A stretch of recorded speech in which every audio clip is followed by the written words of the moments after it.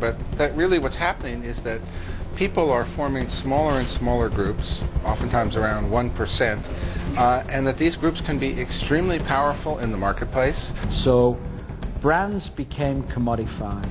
They lost confidence, they lost relevance, and they lost their premium. I would say that any of those strong brands could stop advertising tomorrow and continue strong for a year, 2 or 3 before the lack of their presence in our mindset will start affecting them. And ultimately, therefore, what these corporate assets called brand equity are really worth. That's the place where it's not just a story of consumer control of media. It's about consumers creating a conversation that companies can hope to influence, but they can no longer shape, command, or control. And that shift in power or control over brands. And marketing departments need to rethink now, not about command and control, not about directing, not about selling by yelling, but about being empathetic, engaging. Frankly, you've got to give up control now of your brands and become more empathetic with consumers. Your job in marketing is to connect the brand, the idea, with the feelings of a customer. You have to understand some of the latest techniques of micro-targeting. You have to understand how to deliver targeted messages to targeted communities. You have to just not expect products to sell themselves on the basis of innovation, because it's a far more competitive marketplace out there than it ever was. It's what's happening in our culture and our economy as we're shifting from a hit-driven, blockbuster market to one epitomized by the internet with 1 million niches. But now, it's no longer true that your biggest customer is your most profitable. It may be in the middle market your most profitable customers lie. And as we begin to find we haven't enough resources and we have to put them where they have the most impact. We've never seen an economy before where all the input costs go down over time. They get cheaper and cheaper and cheaper until on a kind of a marginal cost basis they become zero. I think even in those mass societies that were intended for everyone to be the same, to dress the same, for there not to be differences, as soon as the rules open up a little bit, vast differences emerge, microtrends start to flourish. This ability to have complete freedom over what you charge for, what you don't charge for. The ability to have non-monetary economies, like the blogosphere, open source. All these things are only possible in a digital economy. The new businesses, the new form of free is the one that's basically entirely the digital realm. So, the still life of traditional marketing burst open, and more powerful consumers, with technology, both as minister and usherer, went in twos and twos onto social networks, wikis, blogs, for convenience and shelter from the flood, from the bombardment of brands, thus creating, half willingly, half reluctant, a new breed in the species of marketers. Holy cow. I mean, if they're right, I'm so lucky. I'm in the right place at the right time. I happen to be present and understand the core enabling technology of the 21st century. One went through pre-Facebook. One went through after Facebook. One went through pre-cell phone. One went through after cell phone. One went through before MySpace or Twitter or SMS, and another went through after. Still completely convinced that digital technology is the most powerful force of our time. In many ways, it is not a matter of technology now. So I don't know that the right thing to do is to think about what the next technology is. Now it's a matter of society. In fact, there's a cycle now between seeing something on TV or reading it in the paper, responding online, and then let's say 1 million people respond, and then they report 1 million people responded, and then another 1 million people respond. And this is changing the way that we're able to market. It is not true that it's all about the new digital marketplace by itself. It's all about, I think, the unity of these two places and their ability to reach people and to let people act and move. But you might say that we've seen a new equilibrium established, something we think of as marketing 2.0, that is about a kind of balance between supply and demand. The most important change is information. It used to be that customers didn't know what choices they had. Well, now most customers have become very sophisticated. They can find on the internet everything they need to know about products and alternatives. And so in the past they may have heard of your product and perhaps a little bit about one competitor. Today they know about every competitor.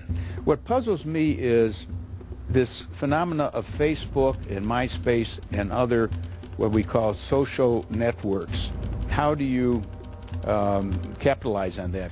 Because the people who are on these social networks did not want advertising. They wanted to communicate with their friends. And that's what micro-targeting is all about, making communications ultimately more efficient. Marketing 2.0 has had to wrestle with the fact that companies and brands are sharing power with consumers. And in the retail channel, it's the best illustration of all, in that anyone close to the consumer has more power than anyone else far away. At the moment, most brands are trying to control them and are being manipulative. That's got to change, because the consumer's boss, not the brand. What brands have got to learn is not to be frightened of the bloggers, not to be frightened of the community sites, but to welcome them and to listen to them and to work with them. Marketing has lived over 100 years and spread widely in its own likeness, in his own image.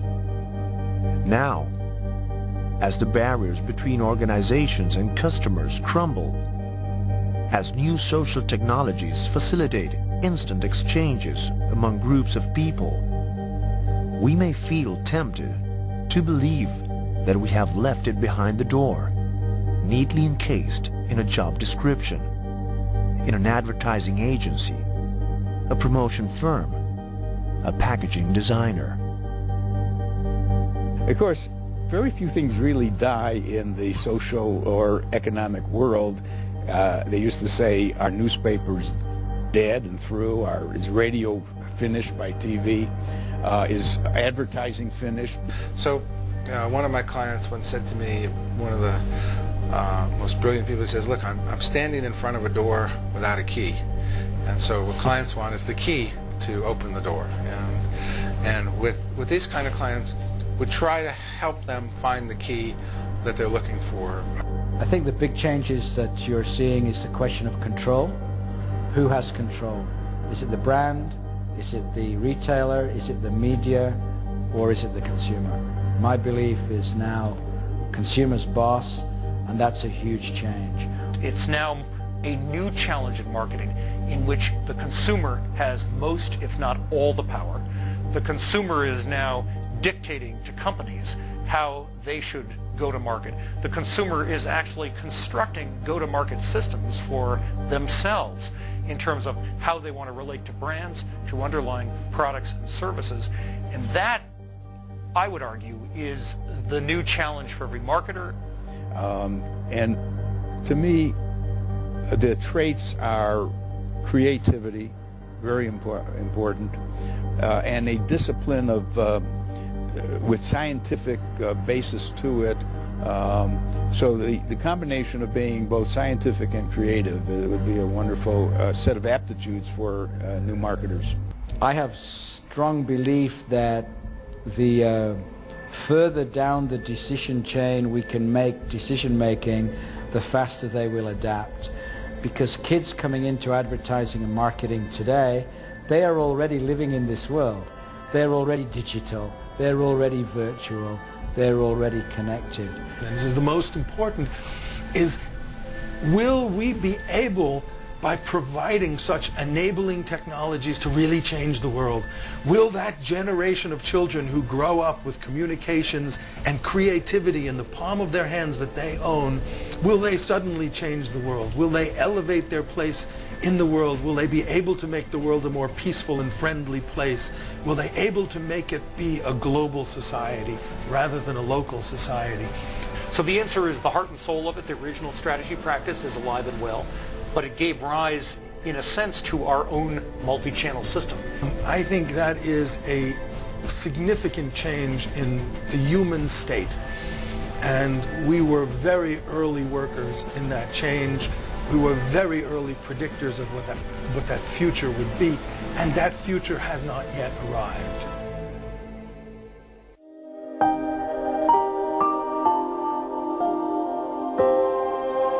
The practice and science of trading, the glamorous catwalk of brands,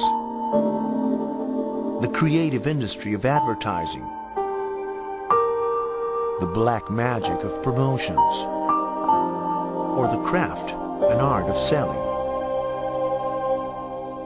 Omnipresent 7 times over, marketing is one of those business terms that will never be too far removed from our everyday life. So, now that this show on marketing comes to an end, stop and think again on that ethereal, maybe whimsical statement that whatever you do for a living, you are doing marketing.